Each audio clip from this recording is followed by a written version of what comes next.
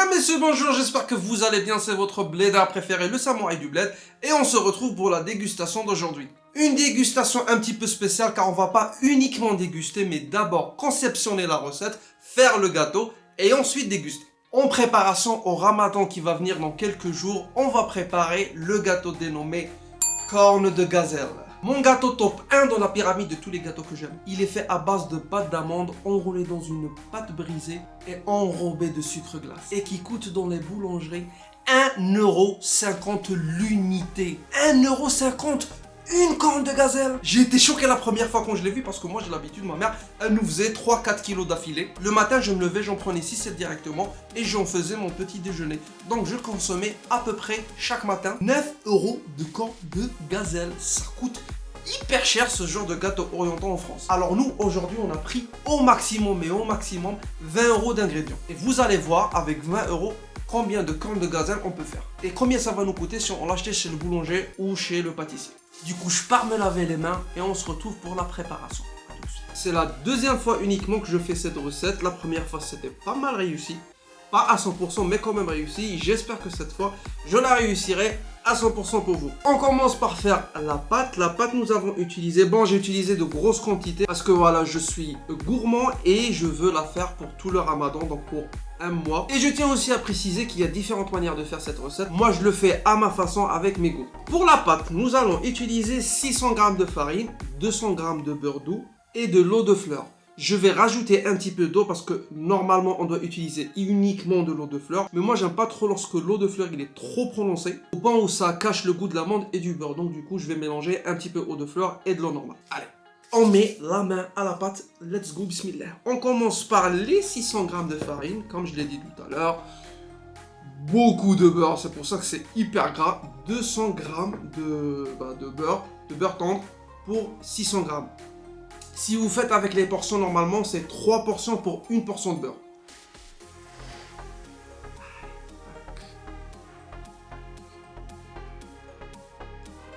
Et on mélange le beurre avec la farine pour faire la fameuse pâte brisée. Je vais en foutre partout parce que le récipient est trop petit. Allez, on met les deux mains.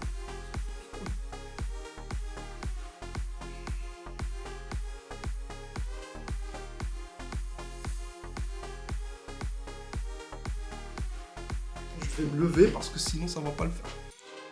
On fait comme ça pour briser la... ça sent bon.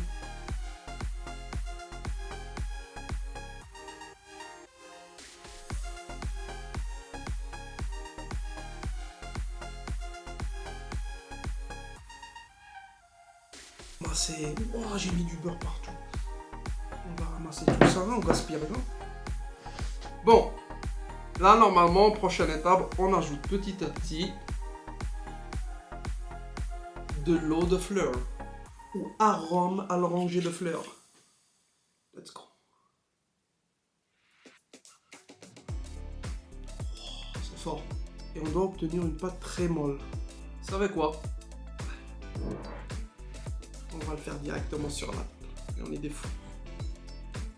Ah, la catastrophe. Oh la catastrophe. Ok, on fait comme ça. Et on ajoute petit à petit.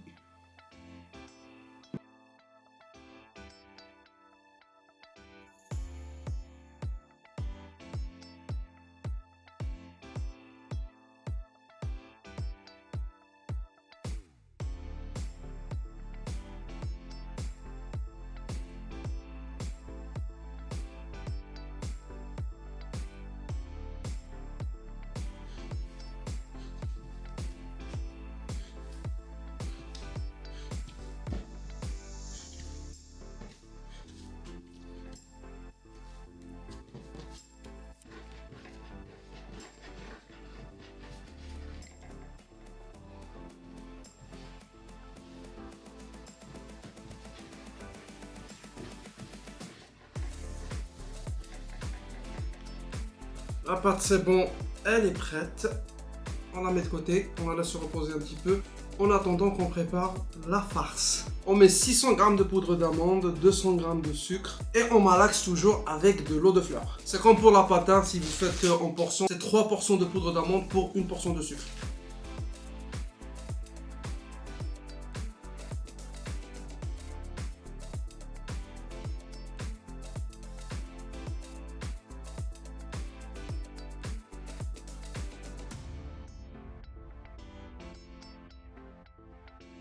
Alors, deux petits bémols. Le premier, c'est que j'avais plus de sucre en poudre. J'ai les sucres en morceaux, je sais pas si ça va le faire. Et deuxième des choses, c'est c'est vraiment trop petit. C'est ça le problème quand on n'a pas beaucoup de matériel. Mais on va faire avec. Du coup, je vais utiliser deux récipients.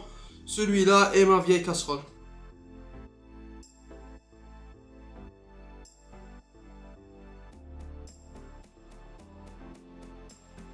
On prend le beurre que cette fois j'ai fait fondre.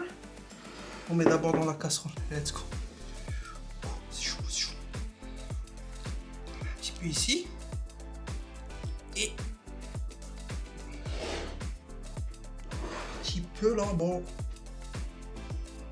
Allez, on mélange. Ouais, je pense que la casserole elle est assez grande. Du coup, on va tout mettre. Allez.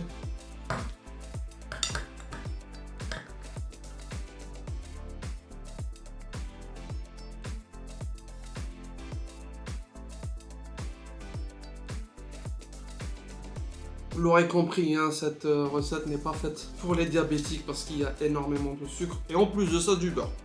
Donc du diabète et du cholestérol réunis en même temps.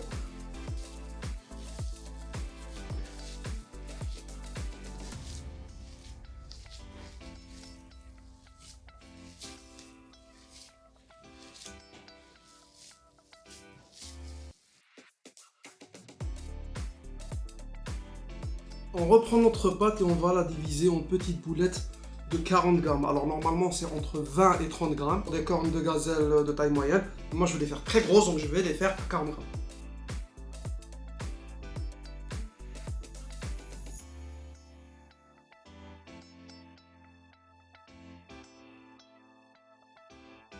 Hop, terminé, ça nous a fait 25. Que 25? Ouais, mais ils vont être hyper grosses. On passe maintenant à la farce. On a exactement 1,1 kg.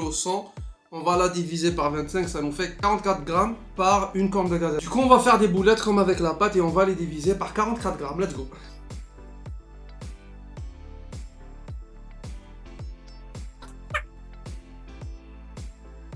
Rectification, on va pas faire des boulettes, on va faire en forme de saucisse. Petite saucisse. Comme ça. Ouas. Voilà. Comme ça. Là on passe, ça fait déjà pas 1h20, ça fait pas très longtemps. On passe maintenant au montage. On prend la pâte. Avec un rouleau on va l'aplatir. Voilà. Super.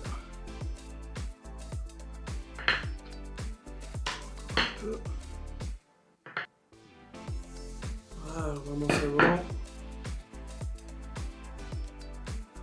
On prend la farce. On la met au milieu. Non, pas au milieu, plutôt en haut. Et on commence à rouler et à souder les bords. Ça. La pâte elle est super bien. On roule, on roule, on roule. Tout en soudant. On roule et voilà. Là on commence à rouler avec nos mains. Ça fait vraiment des grosses cornes de gazelle.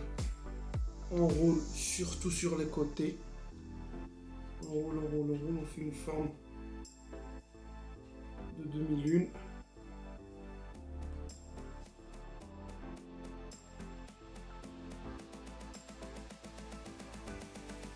Donc la petite astuce pour que vos cornes de gazelle ont la même forme, vous prenez un bouchon de taille moyenne pour moi parce qu'ils sont grosses, on le met comme ça et on fait joindre les bouts.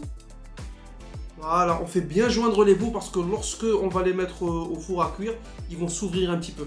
Donc pour que ça garde une belle forme, on rapproche bien les bouts. Voilà. Oumas. Je les mets sur du papier cellophane et après quand on aura fini, on les met au four. Allez, on continue.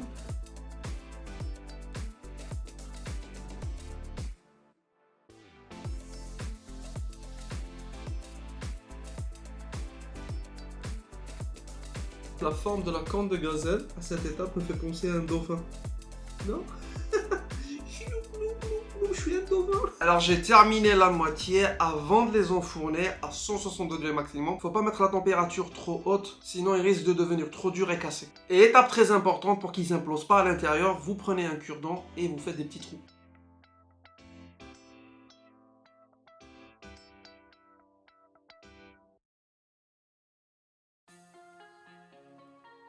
Ok, c'est bon, je vais les mettre au four et on se retrouve après pour l'étape du glaçage. À tout. Bougez pas. Bon, je suis hyper fatigué, on vient de terminer la cuisson, je les ai un petit peu trop cuits, mais c'est pas grave. Les autres, je vais les cuire en moins. Donc j'ai préparé un petit sirop dans lequel j'ai ajouté de l'eau Flora toujours, un petit peu d'eau. Alors normalement on ajoute du sucre, on le fait chauffer, etc. Moi je vais pas faire ça, j'aime pas trop, déjà assez trop sucré. On va pas en rajouter plus, on va faire que ça. On va les mouiller ici, je les mets dans la passoire pour les égoutter. Et dès qu'ils sont secs un petit peu, je les mets, je les enterre dans le sucre glace. Allez, let's go. Bon, normalement, on doit les laisser refroidir un petit peu, mais c'est pas grave. Et on les enterre.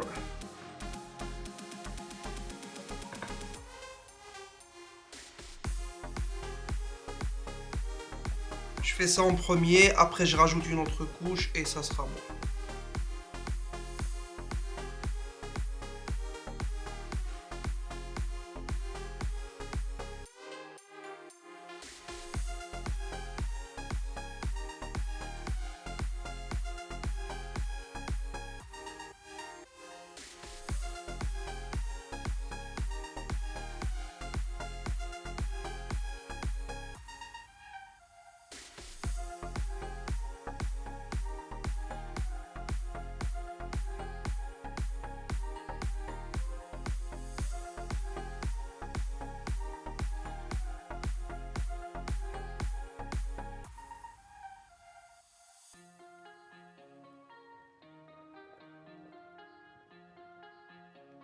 Voilà, j'ai fini la moitié, je sors les autres après et je les terminerai. Et demain, on ajoute une autre couche de sucre glacé. Et on arrive enfin à l'essentiel, la dégustation.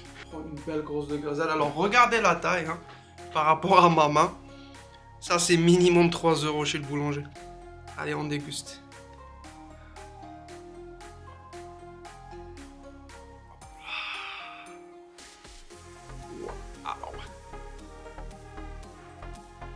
Allez, bismillah, le croc du loup-garou.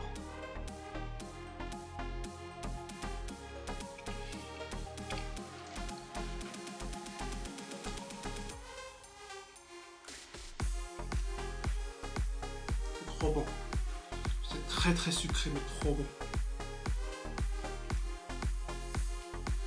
Franchement, pour un débutant, c'est pas pour me flatter, mais c'est 100% réussi. Je le préfère même à celui de la pâtisserie. Il y a beaucoup plus de goût d'amande. Faut pas se mentir, hein, pour dire la vérité. Je suis sûr et certain que chez le pâtissier, ils utilisent un petit peu les restes des autres gâteaux. Donc ils les mélangent, ils mélangent un petit peu d'amande. Ils rajoutent vraiment beaucoup d'eau de rose ou l'eau de fleur. Ils mettent ça à 1,50 €. Pour les moins chers, hein. Mais là on a vraiment le goût de l'amande, un petit peu le goût de l'eau de fleur. Et bien sûr le goût sucré du sucre glace. Et quand je vous disais que c'est hyper gros, on l'a sur eux, j'ai mangé une demi, c'est bon, j'en peux plus. Ça c'est une par jour, pas plus. Corne de gazelle, validé à 100%. Bon la famille, on arrive à la fin de cette vidéo qui était hyper méga giga longue, ça m'a pris toute l'après-midi. Je ne regrette pas, on a eu un bon résultat. Donc n'hésitez pas à vous abonner, à lâcher un petit j'aime, c'est gratuit, ça nous aide pour le référencement. Et si vous avez des idées de recettes de gâteaux orientaux, n'hésitez pas à me les dire en commentaire, on les fera ensemble. Et je vous donne rendez-vous la semaine prochaine pour la prochaine dégustation. C'était votre blédard préféré, le samouraï. Voilà.